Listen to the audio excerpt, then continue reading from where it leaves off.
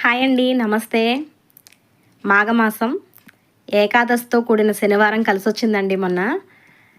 ఆ రోజు మేము మా ఇంట్లో సత్యనారాయణ స్వామి వ్రతాన్ని చేసుకున్నాము. మన సాంప్రదాయం ప్రకారం పెళ్ళిళ్ళైన వెంటనే గృహప్రవేశాలకి సత్యనారాయణ స్వామి వ్రతాన్ని నోచుకుంటారు. లేదు సంవత్సరానికి ఒకసారైనా కూడా చేసుకోవచ్చు, లేదా ప్రతి నెలలో ఏకాదశికి కానీ పౌర్ణమి రోజు కానీ ఈ వ్రతాన్ని చేసుకోవచ్చు. మేము మాఘమాసం శనివారం ఏకాదశి కలిసి వచ్చింది కదా అని మా ఇంట్లో ఇలా సత్యనారాయణ స్వామి వ్రతాన్ని అయితే చేసుకున్నామండి. కోరిన కోరికలు తీర్చే సత్యదేవుడు. ఈ వ్రతాన్ని మేము మా చేతుల మీదుగా మేమే చేసుకున్నామన్నమాట.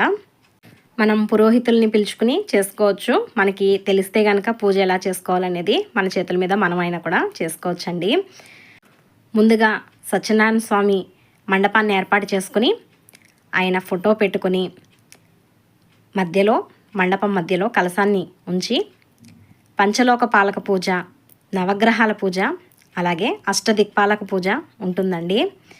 ఇవన్నీ మనకి ఆయా ప్లేసుల్లో ఎలా కూర్చోబెట్టాలి అని తెలిస్తే కనుక ఈ పూజని మనమే చేసుకోవచ్చు మన చేతుల మీదుగా. మనం లేదు అంటే కనుక పురోహితుల సమక్షంలో వాళ్ళతోనైనా మనం ఆచరింప చేసుకోవచ్చు. ఇది ఫ్రెండ్స్ ఈరోజు వీడియో. ఈ వీడియో మీకు నచ్చింది అనుకుంటున్నాను. నచ్చితే ఒక లైక్ చేసి నా ఛానల్ని సబ్స్క్రైబ్